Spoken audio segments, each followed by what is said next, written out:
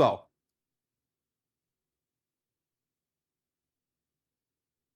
A gente teve só um probleminha no... Ó, tá aí o Igor Gadelha. Estamos até vestidos do mesmo jeito, hein, Igor? Praticamente iguais. Mas você tá com terno azul, mas é praticamente idêntico. Me conta aí, então.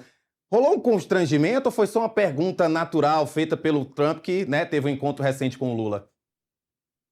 Olha, Rafael, eles dizem que não rolou constrangimento. O que aconteceu? Vamos lá começar o bastidor do início. Primeiramente, boa tarde a você, boa tarde a todos que acompanham aqui a programação do Metrópolis. O que aconteceu? Segundo os relatos que a gente colheu, o presidente Trump mencionou durante esse encontro que teve uma reunião com o presidente Lula há cerca de 20 dias, também na Casa Branca. E aí, de acordo com essas fontes próximas ao Flávio Bolsonaro, o presidente Trump teria repetido aquele que foi considerado um elogio, os bolsonaristas não consideram um elogio, mas aquela palavra de que o presidente Lula seria dinâmico. O Trump, segundo relatos, disse que o presidente Lula, quando ele conheceu o presidente Lula pessoalmente, ele até achou que o presidente Lula fosse... ele tem uma aparência mais velha, mas ressaltou que quando o presidente Lula, na conversa ali, o presidente Lula, ele demonstra ser, embora apesar de já ter ali 80 anos de idade, ele demonstra ser um político muito dinâmico, né? E isso foi visto como um elogio. Lembrando que o Trump já tinha chamado o Lula de dinâmico na postagem nas redes sociais, na qual Trump comunicou o encontro que teve com Lula no início de maio. E aí, de acordo com o Paulo Figueiredo, um influenciador brasileiro que acompanhou a reunião entre Flávio e Trump, o presidente norte-americano teria também feito uma pergunta a Flávio Bolsonaro sobre Lula. A pergunta de Trump, segundo o Paulo Figueiredo, foi o que Lula havia falado aí no Brasil, sobre o encontro que Lula teve com Trump. Trump, então, quis saber o que Lula andou falando no Brasil, nas entrevistas ou para os políticos, sobre a reunião que teve com Trump na Casa Branca. Segundo Paulo Figueiredo, Trump não gostou da resposta que os três deram para o Trump. E eu apurei que, segundo os relatos, foi de que o Flávio, o Paulo Figueiredo e o Eduardo teriam dito ao Trump que Lula seria um mentiroso. E aí o Trump não teria gostado, né, obviamente, dessa resposta, mas os bolsonaristas estão tentando minimizar isso.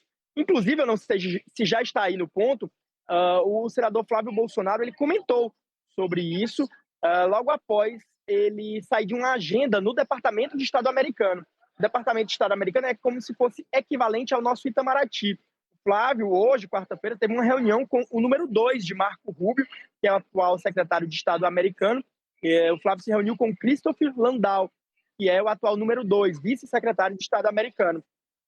E aí ele comentou rapidamente, quando saiu ali, a gente perguntou como foi esse papo sobre o Lula, e aí ele comentou, vamos acompanhar. Reunir com quem lá na Casa Branca agora, Sandra? A gente fala todo mundo junto lá. Mas, senador, você vai reunir com quem lá na Casa Branca agora? Senadora, a imprensa está publicando que houve uma pergunta do presidente Lula durante o encontro com o Trump. O Trump falou do presidente Lula? Não, eu que na verdade quis separar quem é Flávio de quem é Lula, só isso, esse nesse contexto. Ele elogiou? O que ele mostrando que eu sou completamente diferente dele, só isso. A gente tem que marcar no carro aqui. Vamos falar depois. Mas houve um elogio, não, senador? Não. Vamos falar aqui depois, na saída da Casa Branca, tá bom?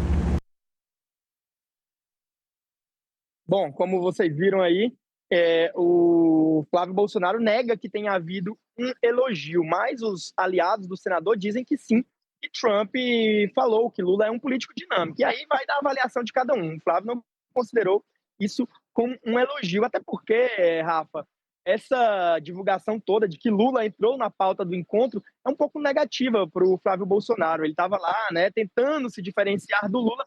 De repente, o próprio Trump cita, né, menciona o presidente Lula nessa conversa. Outro bastidor interessante, Rafael, é de que durante o encontro lá na Casa Branca, os bolsonaristas dizem que o Trump exaltou muito as reformas que ele tem feito nas instalações da Casa Branca. O Trump está fazendo várias reformas, uma delas é muito polêmica, porque ele está construindo um novo salão de eventos, o chamado Ballroom.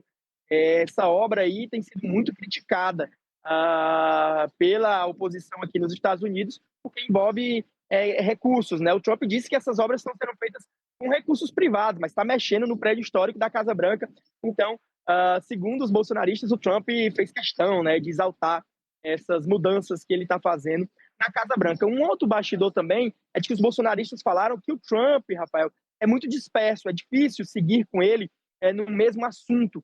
Então, isso nos leva a entender que o Flávio não conseguiu aprofundar os assuntos com Donald Trump. Ontem, quando o Flávio deu aquela coletiva de imprensa, ele ressaltou e pediu para o Trump classificar o Comando Vermelho e o PCC como organizações terroristas. E aí a gente perguntou, mas o que o Trump respondeu? Ele disse que o Trump ia avaliar, ou seja, o Flávio apresentou os pleitos ao Trump, mas não houve muitos encaminhamentos. E aí a gente perguntando para os aliados do Flávio Bolsonaro, eles disseram que é porque o Trump é muito disperso, eles não conseguiam aprofundar os temas com o presidente dos Estados Unidos. O Flávio está nesse momento de volta à Casa Branca, não é para uma reunião com o Donald Trump, a gente vai já saber com quem é essa reunião, eles ainda não informaram, mas mais cedo ele teve essa reunião lá no Departamento de Estado. Ele não se encontrou com o Rubio lá no Departamento de Estado, porque no momento que o Flávio estava no Departamento de Estado, o Marco Rubio estava na Casa Branca, na chamada reunião de gabinete, que é uma reunião que o Trump faz com os principais auxiliares, por isso que o Flávio não se encontrou com o Marco Rubio. Inclusive, a gente tem mais uma sonora aqui para mostrar. Nessa saída lá do Departamento de Estado, a gente abordou o ex-deputado Eduardo Bolsonaro e nós perguntamos sobre uma reportagem que foi publicada nesta quarta-feira pelo site Intercept Brasil, que fala sobre a casa que Eduardo vive aqui nos Estados Unidos. Antes de soltar o vídeo, eu vou contextualizar. Essa reportagem do site Intercept, ela diz que o Eduardo Bolsonaro vive em uma mansão lá no estado do Texas, né, que é onde ele mora atualmente com a família. Segundo a reportagem do site Intercept Brasil, essa casa seria avaliada em 6 milhões de reais e esteve anunciada muito recentemente em plataformas de aluguel por cerca de 30 mil reais por mês o aluguel. Isso daria em torno de 5.800 dólares, né? Então, o Eduardo comentou e reagiu, eu não sei se já está aí no ponto, mas vamos ouvir o que o Eduardo Bolsonaro falou. Desde março não recebo dinheiro público, né? Sou uma pessoa igualzinha a vocês, dinheiro privado, tudo meu. Licença. Moro de aluguel, ao contrário do que o Intercept falou. Intercept fez a fake news, foi na casa errada porque são péssimos jornalistas investigativos. Não querem saber, não querem saber. O valor pode ser o valor que quiser. O dinheiro é seu, é do pagador de impostos. O dinheiro é meu. Lá, não aparece. É a casa não. Isso, gente. Licença. Abraço. Desculpa. Bom, é isso. O deputado Eduardo Bolsonaro reagiu aí com irritação a essa reportagem. Inclusive, os colegas americanos que moram aqui nos Estados Unidos, né, os colegas que moram aqui em Washington, perdão, eles disseram que esse valor de 5 mil dólares ou 6 mil dólares para um aluguel é um valor condizente, né, com a realidade das grandes cidades. Alguns colegas que moram aqui em Washington dizem que pagam num apartamento cerca de 4 mil dólares, né, o que daria aí em torno de 20 mil reais de aluguel. Então, é 30 mil reais, mas se você transformar em dólar, é uma casa grande, o Intercept mostra as matérias, mas em dólar, esse aluguel fica em torno aí de 6 mil dólares, o que, segundo os colegas aqui, não seria assim, um valor tão exorbitante para a realidade aqui dos Estados Unidos. Agora, claro, o Eduardo Bolsonaro tem uma incógnita aí de como ele vive, né, aqui nos Estados Unidos. Ele tem dito, na verdade, que se sustenta com renda passiva dos 2 milhões de reais que o pai dele transferiu para ele.